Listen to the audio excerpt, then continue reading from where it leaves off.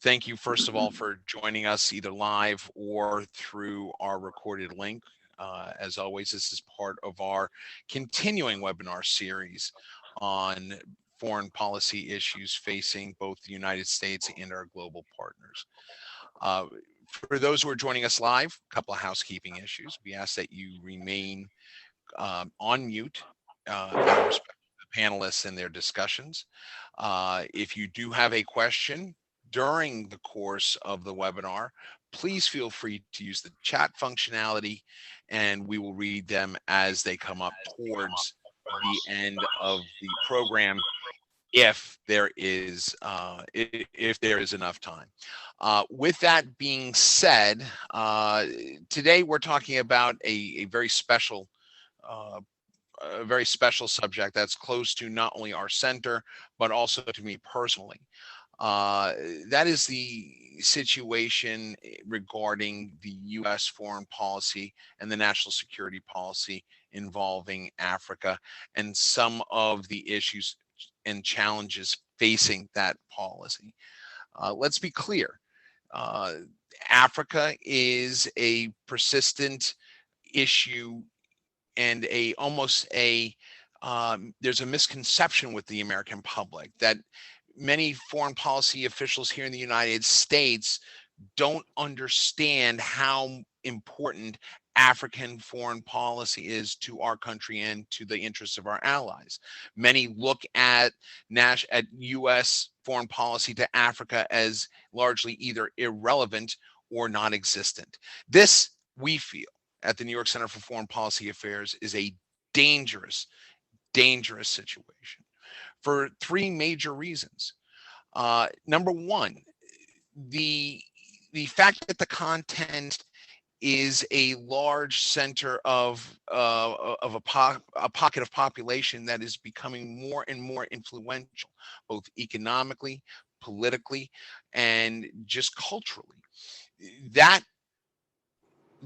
persistent and real economic growth combined with the conflicts that are current on the continent are a tremendous issue that must gain the attention of the U.S. National security team and our foreign policy. The economic and political needs are inevitably going to draw the U.S. into relations with the partners in Africa. If we do not continue that, we will continue to see further strife, and the harder it will be for us to truly establish a solid footprint in relations in Africa. And third is the national security issues. We must continue to support democratic and economic investment, democratic and economic growth on the continent. The benefits of Africa almost inherently become benefits to the United States. We are very fortunate today to have a great and distinctive panel of experts on this subject today.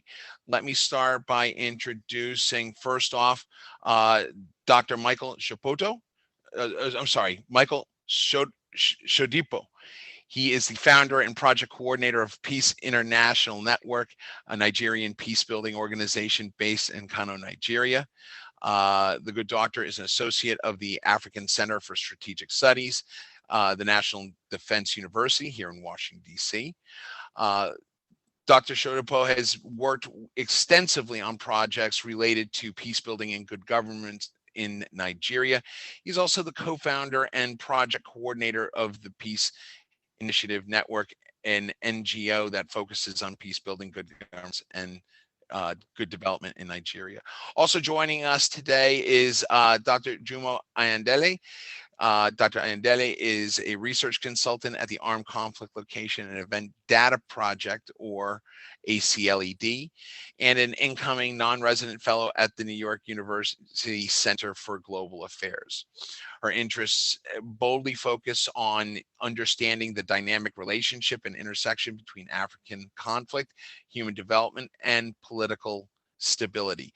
Also joining us is Ms. Johanna LeBlanc. Ms. LeBlanc is a Haitian American national security, law, and foreign policy expert. Ms. LeBlanc serves as the senior advisor to both Haiti's ambassador to the United States and the Ministry of Foreign Affairs. Her portfolio includes, but not limited to, promoting the interests of the state before the United States Congress, White House, and other institutions. In 2017, Ms. LeBlanc was appointed to the Commission of African Affairs as a commissioner by the mayor of the District of Columbia, Muriel Bowser. She was subsequently appointed as a vice chair of the commission. She advises the district administration on how to address issues impacting the African diaspora through public policy. And finally, joining us, His Excellency, our Vice President here at the New York Center for Foreign Policy Affairs, that is Ambassador Omar Oruna.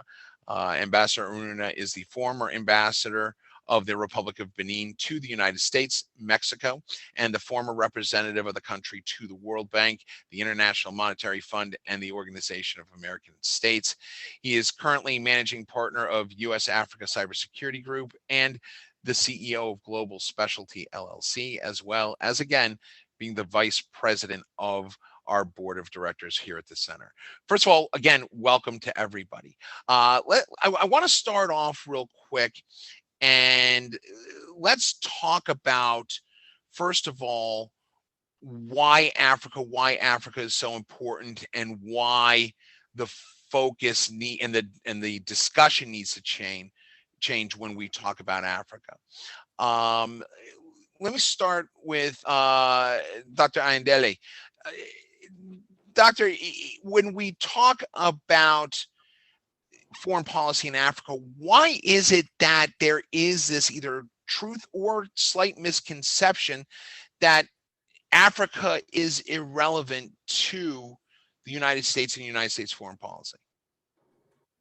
Thank you very much. It's a very loaded question, and I'm going to try to answer because, there are different perspectives about the importance of Africa to the United States and the United States foreign policy. First of all, one of the arguments that I would make is that, it's so far away. When we talk about Africa, there are 54 countries, but we lump them together as one. And we don't realize that there are different nuances, different local contexts, different, security crises that are going on at the same time. And media also has a role to play in it. So, who are the countries, or what are the countries that media show? Why do they show them? And what are the connections with that? Because however media portrays a particular region, or whether it's a state, it really, influences how policymakers view that particular region or state. It is, and Dr. Chiropo, let me ask you then, is America's either insignificant role in foreign policy involving Africa, or the depleted role that Africa plays in U.S. international policy, how dangerous is that, and is that contributing to some of the humanitarian crisis and security crises that we're seeing on the continent?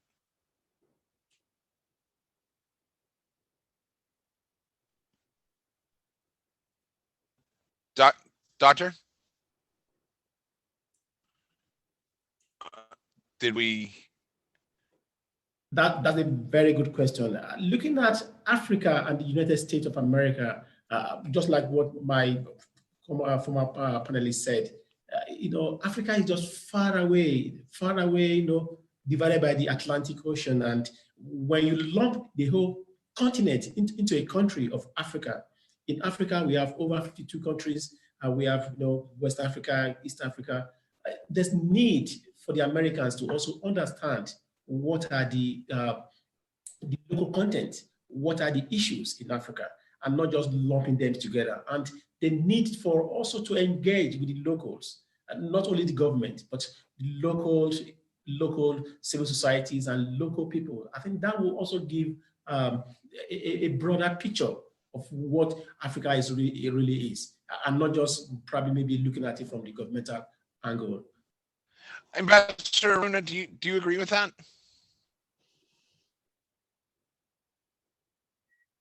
Thank you, Justin. And can you hear me? Yes. Yes. Okay. Thank you, Justin. To some extent, yes, I agree with that. But I mean, on the surface, effectively, we have tendency to lump the Africa as the 52 countries in Africa as one. However, I think in a policy aspect of things, it's getting better. It's getting better with the U.S. government. It's getting better with some of the African government who are advocacy even themselves. So we can see, and in any case, there is a separate interest from the US itself. So therefore, this policy of lumping Africa as as one is really not so prevalent at this point. That's my thinking about it. Evidently, yes, we're still fighting here. I mean, policymakers are still fighting here so they can hear the multiple and different voice of Africa. Joanna, let me ask you, is this a situation where, you know, money drives the policy? Because I would think, and in my experience, that I would look at Africa and the 54 countries as being an emerging market and a potential investment for American businesses, yet we seem to be losing that ground to other major players, such as, most importantly, China and Russia. Is this a money play? Well, oh, sorry. Yeah, Joanna first, and then we can come back to that discussion, Ambassador. Sorry. Yeah. First and foremost, to put this conversation into context, the African continent has roughly 1.2 billion people with the average age of 19 years of age. And I think this is significant in a sense that you have a very young population, people who are ready to work, people who are free thinkers, people who see the world in a different lens from the older generation. So I think it creates a space for investors and companies to go into Africa and to engage in direct foreign investments in the country. But when you look at the AGOA, Prosper Africa, which was instituted by the Trump administration, so we can't really assess its efficiency, but we can look at AGOA, for example, which is highly underutilized by African nations. So I think that, one, Africa should be a major focus for the United States government. And I think there's a shift with the Biden administration. For example, Chairman Meeks serves as a chair of the House Foreign Affairs Committee. And he recently had a presentation on Congress's robust policy approach as it relates to the continent, because there is an understanding by him and a number of other members of Congress that the continent of Africa is one that is so critical that we cannot afford to not engage Africa and to engage in Right. foreign investments and so forth. Right. Well, I mean, going off of that aspect, I guess the question now becomes, you know, when we do talk about Africa and we do talk about foreign policy and national security strategy, the first thing that comes up is the issue of Islamic extremism. We all know about, obviously, Boko Haram and the horrendous actions that they have done. We look at, we don't hear about some of the other organizations like the Islamic State Central Africa, ISCAP, the Islamic Maghreb, the AQIM organization. Is there a correlation, I guess, between what we're seeing in the disinterest of American foreign policy in Africa and the rise in extremism on the continent? I don't think so. I don't think it has to do with the role of the United States in the country and the rise of the Islamist insurgent groups in those countries. It has to do with local context and local nuances and the ability of Islamic insurgent groups to bring in historical narratives to distinguish themselves, us versus them, in recruiting a lot of foot soldiers as well as recruits in vulnerable communities. African governments have to do better, have to be better. They have to be more responsible. They have to be more responsive. They have to coordinate with traditional as well as religious leaders because they hold tremendous influence in those communities. And they have to also see that they have, they have also promulgated the problem with the underdevelopment of a lot of these areas, when you have high unemployment, where you don't have government infrastructure, where you have limited government presence. So all of these things have to be tackled. There have to be a lot of development initiatives, and that is where the United States can come in. So, partnership is very important with international partners, but it shouldn't just be military objectives, which is what we see right now with, for example, funding training, as well as, equipment support in the fight against Boko Haram in Nigeria, or in the fight against JNIM in Mali. It has to be more. It has to be non-military strategies too. It has to be training and, partnering with civil societies, and in building coordinating capabilities between non-government actors and government actors, so that these issues can be solved. Dr. Shotopo, I see you nodding your head vigorously. I take it you agree with Dr. Ayindele. Yes, I really quite agree with that, and I think I also want to go to the other side of what is the when to go in terms of national interest. What is national interest? And every country has its national interest, and also same thing with America, with the US, with Africa. Because for you to come in to help or to do or to support, how do you feel the people you want to deal with? How do you relate with them? Is it a master-servant relationships, or is it in terms of Nigeria and Boko Haram? How genuine is the US in sharing information with the Nigerian government? How sincere is the America in even supporting supportive of the war against terror in Nigeria? I think those are the issues that we have to look at. And the locals in Nigeria, I'm talking about in terms of the people in the northern Nigeria, don't even look at the America as, are they genuine in their interest to support Nigeria in fight of Boko Haram? A case in point was during the Goodluck Jonathan government, where America refused to sell or to even share information with the Nigerian government. I think these are the things we have to look at. Are they really genuine in what they are doing? Right. Ambassador Aruna, though, going off of what Dr. Shotopo was talking about, it strikes me that, well, let me ask the question this way, Ambassador. Is there a disconnect or the lack of a cohesive coalition on the continent that could effectively not only bring in further U.S. Involvement interests, but also be a deterrent against the uprising or the uptick in Islamic insurgency and extremism?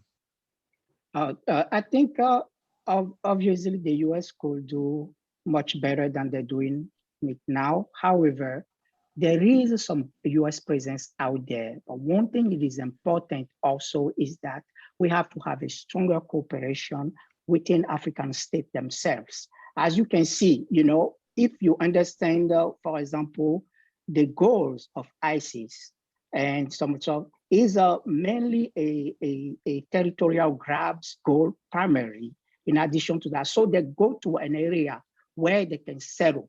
And those areas usually are some sort of, to some extent, failed states. And when you look at it that way, obviously the US currently is working with, for example, the G5 Sahel, and to some extent with the Nigerian government to help, but the way they're helping, they don't have foot on the ground per se. They're using some intelligence, and like one of my good partners was saying that I think we do have to enter more into intelligence sharing with the U.S., and that is an area that the U.S. will improve evidently. But to think about it, they're supporting, they're doing a lot of logistic. And one thing also is that they're ceding the leadership to European countries, and which I don't think is the best approach from my point of view. And then I'm talking for myself. Why? Because when you're hearing on the ground, the population have mixed feeling about that. You see, so I think the US will really, to be effective, engage directly on the ground and better than what they are doing. Not that they're not doing it, but they're doing it only more leading from behind type of thing. However, for the last 4 years, obviously, they were lacking the overall US policy with Africa due to, Trump's, US previous administration stand on global affairs. But that's my thinking on that level, basically. Oh, go ahead. Juma, go ahead. To jump in with the ambassador's point, it's very important for us not to, or for African governments and for local communities not to see the US as an external force, because that would give a lot of this Islamic insurgent group another narrative for why they need to wage the war. So in that sense, the United States and other global powers should be looking at how to complement and how to support regional strategies to, complement the national strategies of affected member states. And that's because jihadist groups do not respect boundaries. They launch attacks in multiple countries. And because of that, we need to strengthen our regional networks, such as MNJTF, such as the G5 Sahel, and, AMISOM that is in, for example, in Somalia. So how do we strengthen the African Union? How do we strengthen ad hoc regional organizations that can also boost the capability and the military capacity of member countries? That is the direction that we should be moving in.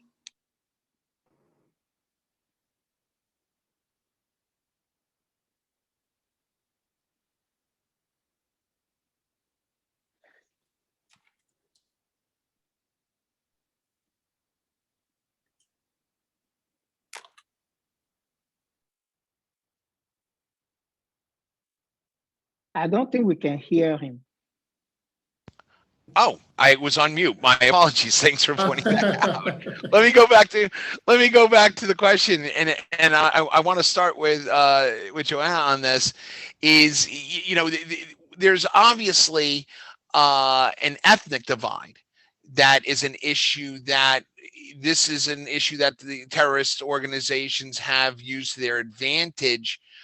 Is there something that can either help alleviate this challenge or help benefit the groups and reduce the threat from the Islamic extremist organizations?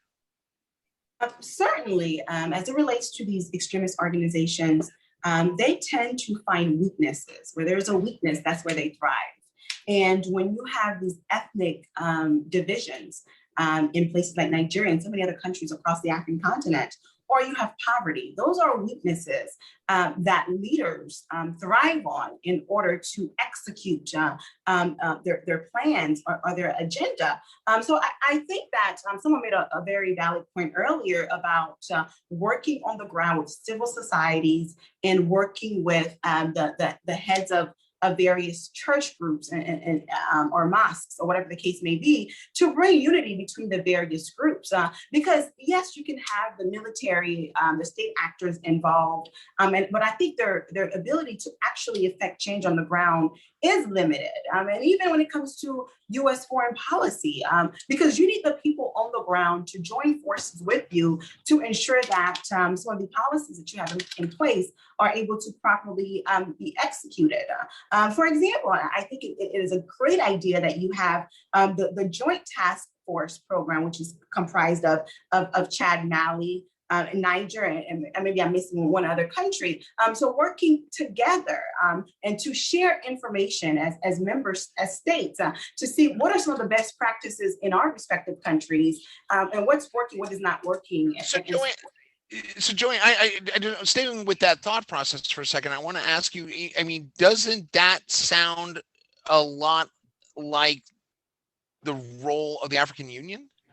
Absolutely, and I think there needs to be more done by the African Union, and I know the people on the ground often call the African Union the rich boys club. Unfortunately, I think the African Union has made some strides to address terrorism issues on the continent, but I think there's so much more that needs to be done. But I think with the Biden administration, we were saying this the other day, multilateralism is back, right? Because you do need cooperation from member states within the African continent, just as much as you need cooperation from the people who are on the ground, the church groups and the civil societies and so forth, to address these very unique and different issues across the African continent, in particular West Africa.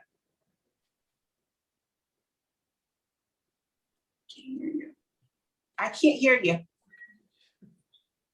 We can't hear you. No. Can you hear me now? Much better. Yes. There we go. Okay, thank you. Technology, it would be great when we can do this in person. Ambassador Aruna, I want to follow up with you on this, and actually probably go around the table with it, is based off of what Johanna was saying, and the question on the African Union. Is the African Union still relevant? Does it have a strong play in this? Or has it been weakened, and is it insignificant? No, I think the African Union is still relevant to some extent that we need it to be relevant. It is important that the African Union. But that's a big gap, Ambassador. I mean, needing it to be relevant and actually having the capacity. Does the AU have the capacity to do it? Good question. I don't think they have the capacity, and I don't think they're looking into the right direction for the capacities. If you look at the continent as a whole, and let's be frank about it, there is a lot of foreign interest in the country. Chinese being one of them, the US, the European being one of them. And from time to time, our organization are weakened by those interactions with those different interests. So basically, I usually say that to people that are advisors in those organizations, you're not working for those foreign interests. You're working essentially for Africa. And I'm pretty sure if you do the right thing for Africa, you probably will be doing the right thing for all your partners. So that said, I think it is important that yes, we empower those regional organizations, starting with the African Union. We empower them, and we also make sure that the human resources that are supporting those organizations understand their role, have the, I would think, the credibility to and the will to advance what they want to do, and be able to stand up when they are offer a solution that's not adequate to the situation. We cannot hear you. There we go. Again, technology. I love it. Michael, going off of what Omar was saying,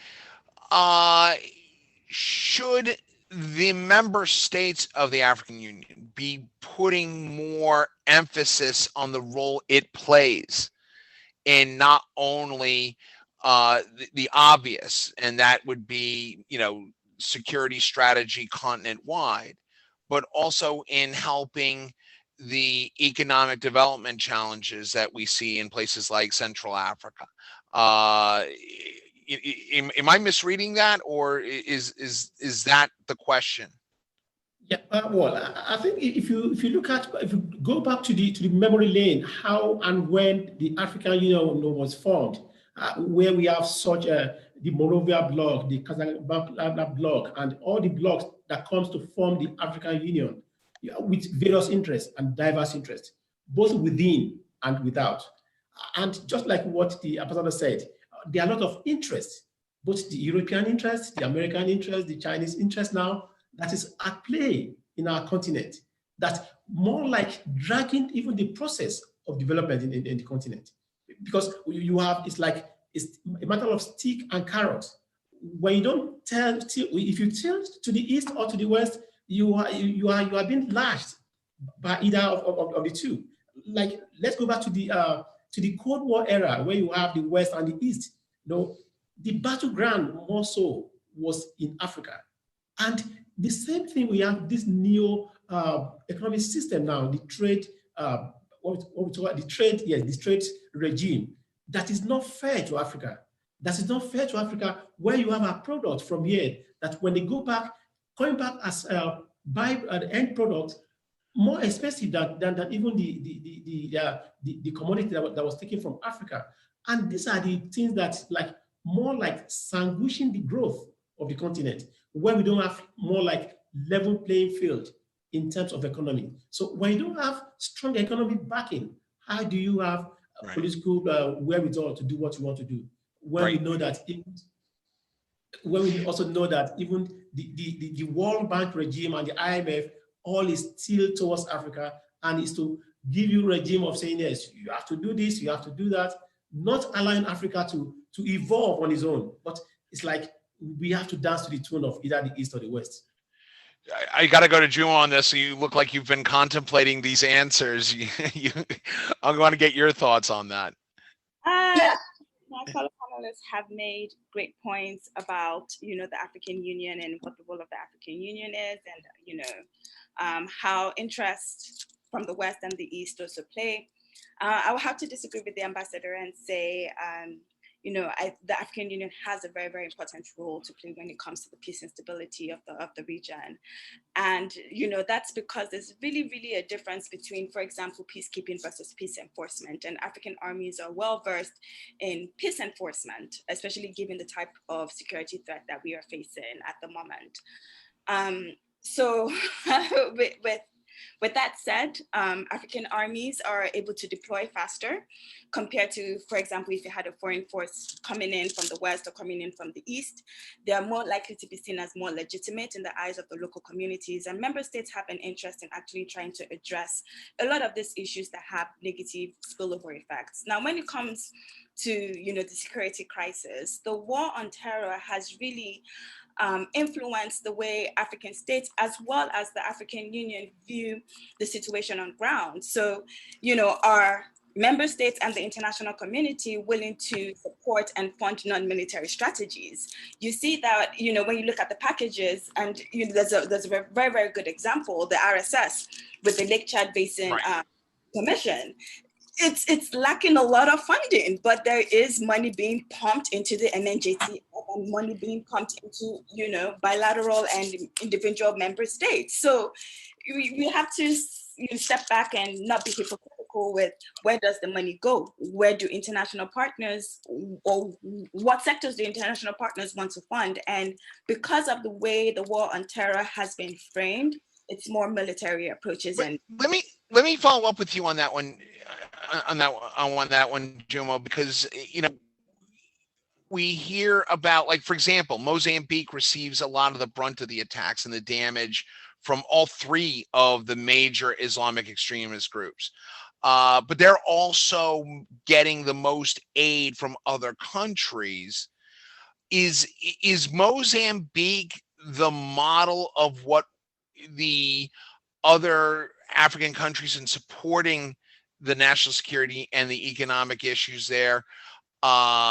Is Mozambique, should other African countries receive that same aid, even though they don't have the same relationships that they have with Russia and China that they do in Mozambique?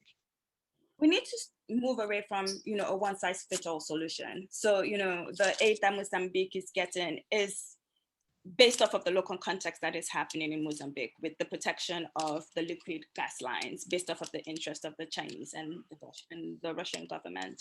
It's very different from, the aid that should be received by Nigeria. So for example, as Dr. Shodipo has, correctly pointed out, for the Nigerian government, what they need right now with the fight against Boko Haram is intelligence. So the type of aid that should be, poured into Nigeria should be, how do we increase intelligence gathering capabilities?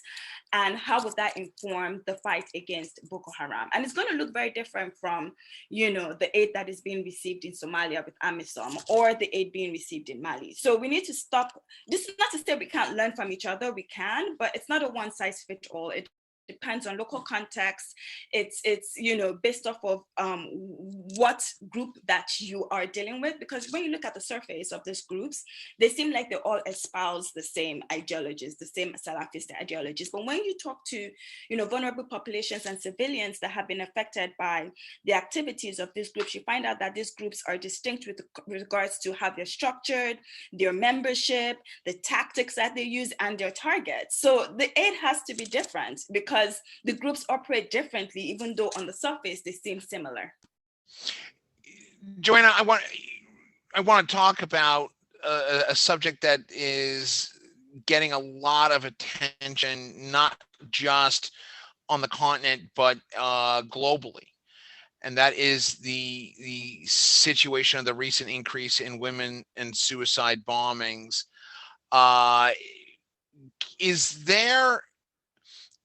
Is the media turning this into a larger issue than it is, or is this something that ISIL or ISIS and Boko Haram are using to exploit security weaknesses and exploit the humanitarian weaknesses that might be happening in the region? Absolutely. I think you're correct on the idea that Boko Haram is certainly exploiting the humanitarian challenges that impact the region. When you have issues around food insecurity, you have folks don't have access to some of their necessities, and it goes back to the point that I made earlier, where there are vulnerabilities. That's how ISIS and these insurgency groups are able to recruit. And to simplify this, let me explain this. When you look at gangs in the United States, gangs have traditionally been able to thrive in impoverished neighborhoods. You're not going to see as many people who are wealthy or people who have a certain standard of living to be involved in these gang groups. Generally, that's not the case. So it's the same thing here when it comes to these insurgency groups. When people feel as though they are not being heard and they're not being provided with the appropriate resources to pursue their day-to-day activities, they result to joining an organization that they feel could potentially assist them in the development of their own personal aspirations. And you look at Boko Haram, for example. Boko Haram is in the area, in the region in Nigeria that has been neglected the most by the Nigerian government. So if you, and the region is one that feeds the entire country, right? When it comes to farming and so forth. But when you go to places like Lagos, Abuja, Boko Haram is not even discussed in those places because Boko Haram probably would not thrive in those places because they're not neglected by the government. So the increase that we see in terms of women joining these types of insurgency groups is a result of a lack of access to resources. And Boko Haram and other groups are simply exploiting on that reality to execute their own agenda. Jumo, you agree? I agree, but I also want us to, move from seeing women as just victims to also, owning some of these decisions that they make themselves to actually join the group. So sometimes it's not just economic, impoverishment or underdevelopment. It's also them believing in the ideologies that these groups espouse. So, when it comes to gender, a lot of times we see women as victims, but, we should see them from the other side too, so that we can make appropriate local responses to deal with both groups. Michael, I take it you concur with this as well?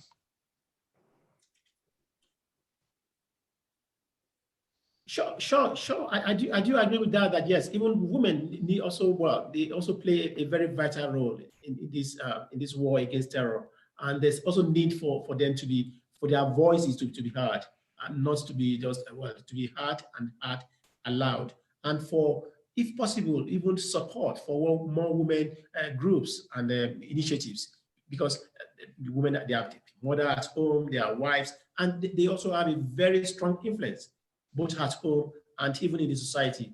And in northern Nigeria, where I live, and I also know, the need for the women to be put at in the front burner, and for them to also have, how will I put it, for their voice to be heard.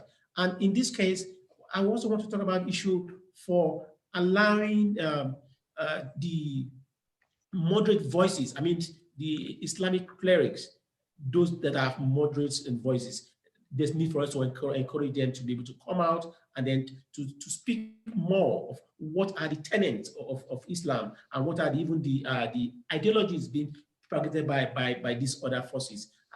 There's need to separate between what is the real tenet of Islam and what is being preached by this group, which is un-Islamic. And we've seen that even in the community, that where attacks are being carried out, you find even more attacks on Islam clerics, on the mosque, on the streets, even in the Muslim cities, more than even in other areas. That's not to say that we don't have the group also attacking Christians, but there's need for us to separate the wheat from the chaff, and then for us to know how to deal with the moderate voices in northern Nigeria. Omar, we talked about the African Union. We've talked about the money coming in from outside players such as Russia and China. What we haven't spent a lot of time is talking about an organization that we see routinely throughout the continent, but it doesn't seem to have a major effect, at least in the eyes of many of the Western NGOs and diplomatic affairs folks I talk to, and that's the United Nations.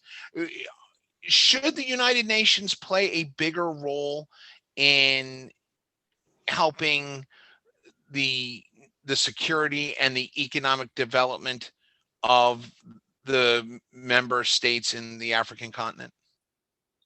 Well, if you're talking about the United Nations playing a bigger role, they're playing a big role, but is it the big role is efficient?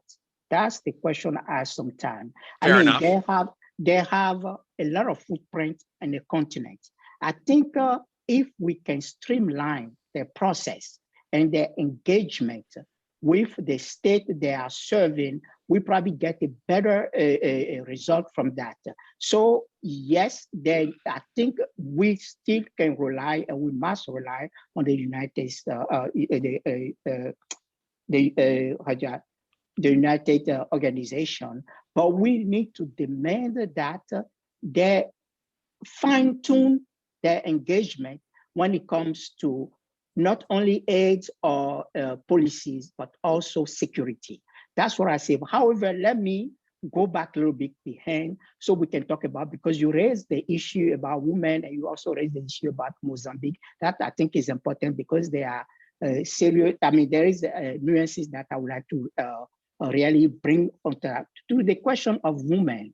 And to that effect, we all are victims, including the women, when it comes to those extremists, because the condition in Africa for those in these areas where the women are a condition that although the women, I mean, to come to the point where you blow yourself up, it doesn't just take, it's not like something that you decide on a whim. It's something that has been ingrained in you. So that's the part I think we should talk about when we talk about the victimization. It's not like we're saying the woman should not take responsibility. They're taking responsibility. But when the condition, the pressure, the ideology only steer you to one direction, you only have only one choices. That said, let me go back to Mozambique. Mozambique is for me, is a test case when you come to fight ISIS. especially in this case, a lot of money is being put into Mozambique. A lot of things are happening, but one thing that I think is not happening is that the involvement of the neighbor. For example, we know the classic move of ISIS, just like they did in Iraq. They moved from Iraq, they went to Syria because they were kicked out from Syria. They went to Syria, and from Syria with the US, let me finish up. When the US got involved, they moved to Africa. So now they're operating to some extent exclusively in Mozambique. What happened to Zimbabwe, South Africa? Why they're not getting involved at that level? And why I can have a sense of understanding? Because in Africa, we have a tendency that we don't want to get involved in our neighbor affair, because then we start thinking about this power play, or that's how do you call that? They have a word for it, which I couldn't find. So well, that's one thing I want you guys to think about. Yeah, let me jump in here, Omar, because I want to go back. You know, if you look at, you make the comment, and again, just for discussion purposes, you make the comment that says that Mozambique is kind of the ideal situation on how to fight organizations like ISIS, like Al-Qaeda, etc. Yet it's not just those two. It is the large three extreme organizations that are targeting Mozambique, as well as some other subsects of them. Why is, if Mozambique is the model on how to fight it, why are they consistently getting attacked on their infrastructure, et cetera? That to me doesn't seem like the solution. That's a good, I mean, maybe I need to tweak a little bit that statement. When I said Mozambique is the way, the model to fight, I meant the contest is a contest that can bring us to learn how to fight ISIS, because everything in Mozambique is there. You have the resources, which they're after, and all the insurgent groups are there. I mean, you're talking about ISIS, but you're talking about some variant of Al-Shabaab, Al-Qaeda. So you have all these ingredients that, and what I meant by that is that we should be really putting our focus and learning and developing the strategy that could be really evolved toward the other African country. And one of the things that I want really people that we need to think about in Africa is that we need to be able to get involved in our neighbors' disasters.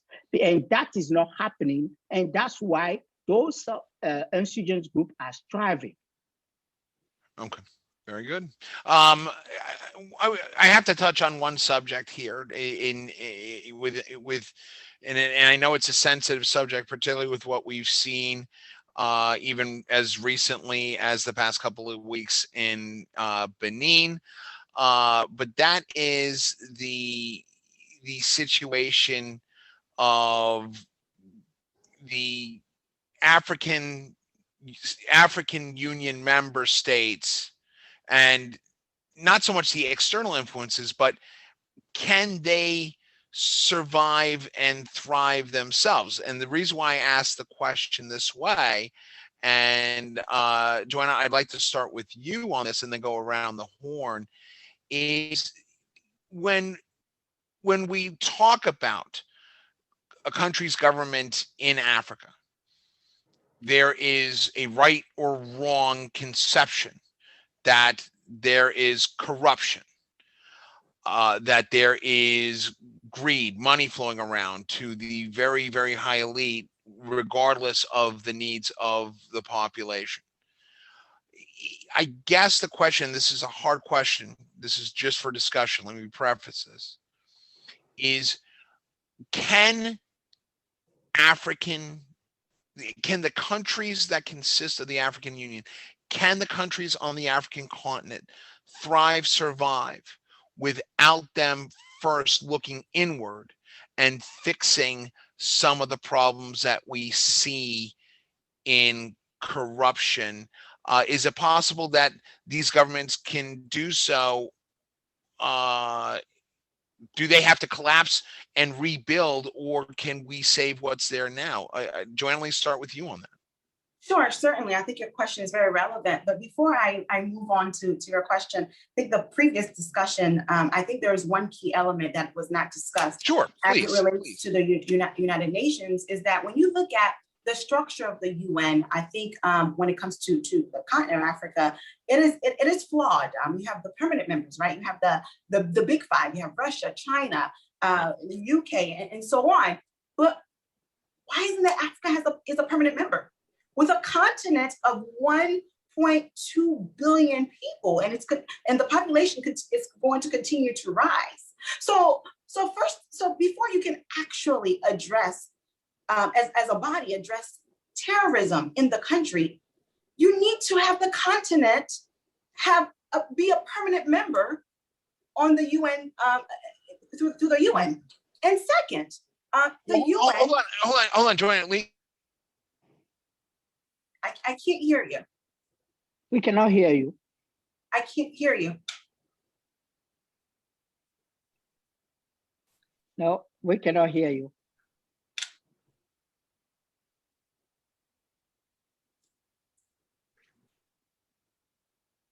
No, not yet. Okay, now. Okay, now. There we go. So, Joanna, I want to jump in real quick and ask you this question. When we talk about, Africa having a permanent seat at the UN, I think, how do you dissect the concern that we hear when we talk about Africa, particularly in the diplomatic circles, is Africa's not a nation, yet you go to places like Topeka, Kansas, and you say Africa, and it's like, oh yeah, I've heard of that country. How do you separate the individual flag states that consist of Africa and march that up with giving Africa a permanent seat? I think you made a very valid point, because one of my co-panelists talked about the different interests that different countries have. The interest that South Africa has is not the same interest that Nigeria has, right? So I think we will need, as member states, they will need to have that discussion and to set perhaps some kind of policies that will be relevant to all of the member states, and maybe even more nuanced than that. I agree with you 100%. It is a continent of over 54 countries, right, with different interests and different resources and different challenges and different constitutions, different rule of law, and so forth. So that is something that needs to be considered. But nonetheless, it does not negate the fact that the continent needs a seat at the permanent council because of the country's population and the contribution to the world when it comes to natural resources coming out of the African continent. So that's one. And second, when it comes to the various resolutions that come out of the UN, resolutions have no teeth. They have no legal teeth. It's just pretty much statements that are made and positions that are taken by the different states, but the application of them, what are the resources and the systems set in place to ensure that they are properly implemented? And if they're not, what are the repercussions as it relates to these different member states? So I think those two issues need to be further analyzed when it comes to the UN's ability to properly address the issue of insurgency across the African continent. But back to your question about how will the continent be able to move forward in light of the various corruption issues across the continent? And you are correct. I think that member states have to look inward. We cannot rely on the world to solve many of the challenges impacting the continent. And His Excellency Nana Addo made a very important point when he delivered a speech in front of President Macron, where he said Africa does not need humanitarian assistance, but more so to engage in direct foreign investments and to have investors go on the continent and create businesses and so forth, and to engage more in a partnership conversation versus a humanitarian conversation. So yes, the governments across need to look at their terrorism, I mean, not terrorism, their corruption efforts, to have strong systems in place, to have more transparency, more free and fair elections. So a lot of these challenges, the countries need to take full responsibility.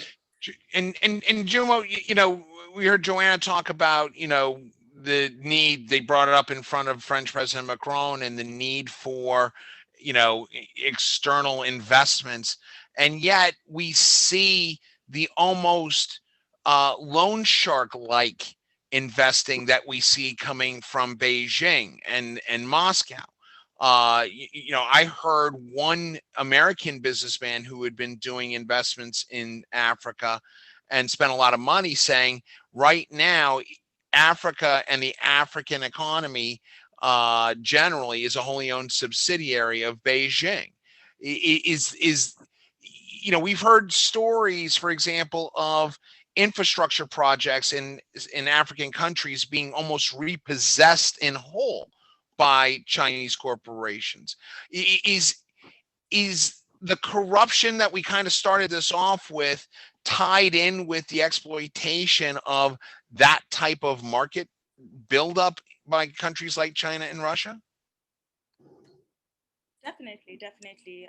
I agree with what my previous panelist has said about, you know, corruption and why African governments and states need to do better and be more responsive, especially if they're trying to be more resilient and, you know, want to be able to be seen as legitimate in the eyes of their citizens. Because right now, for most African governments, and this is certainly not for all, their legitimacy comes from the international community. So, you know, if the UN sees them as a state and is willing to provide them with aid and willing to support them and, you know, support their sovereignty, then they don't necessarily care how a lot of their policies are impacting their populations on the ground.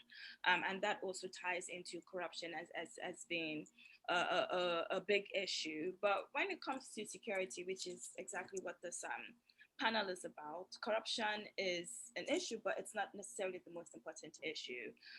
In my own opinion, the most important issue is the lack of state resources.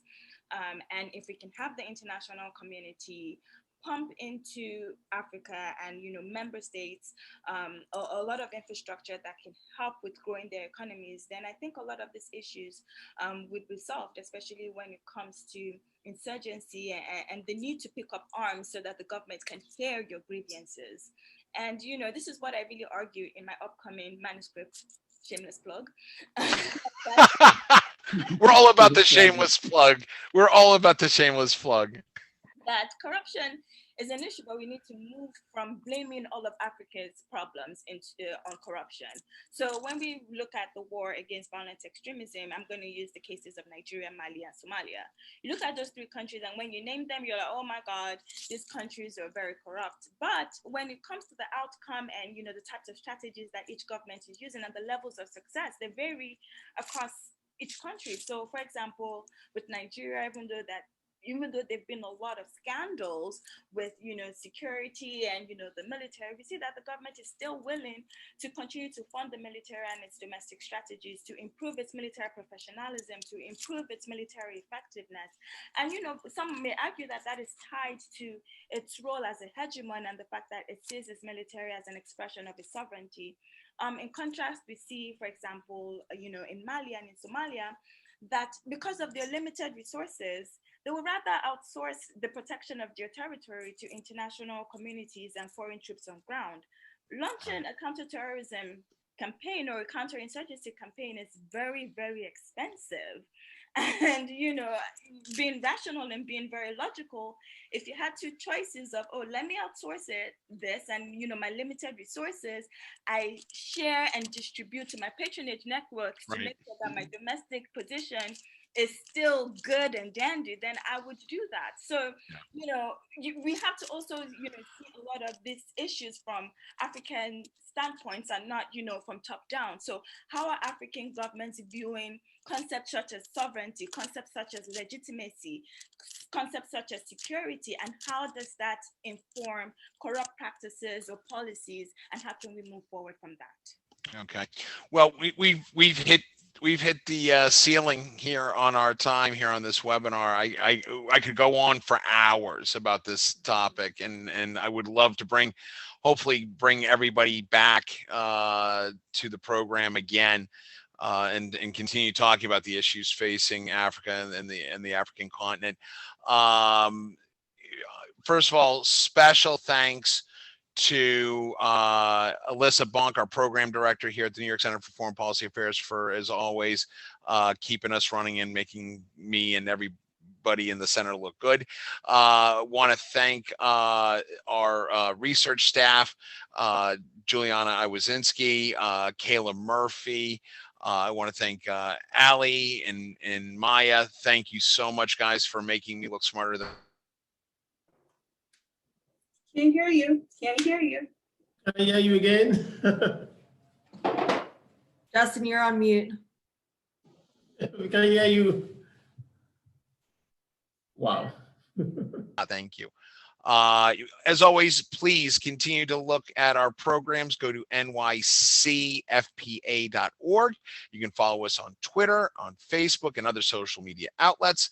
If you have any questions, obviously, you can reach us at info@nycfpa.org. And don't forget, we have our podcasts called Message Traffic from Washington, D.C. on all of your favorite podcasting services. I am your moderator and principal director here at the New York Center for Foreign Policy Affairs, Justin Russell. I want to thank you for joining us, and we'll see you again. Thank you so much for the opportunity. Thank you. Thank you.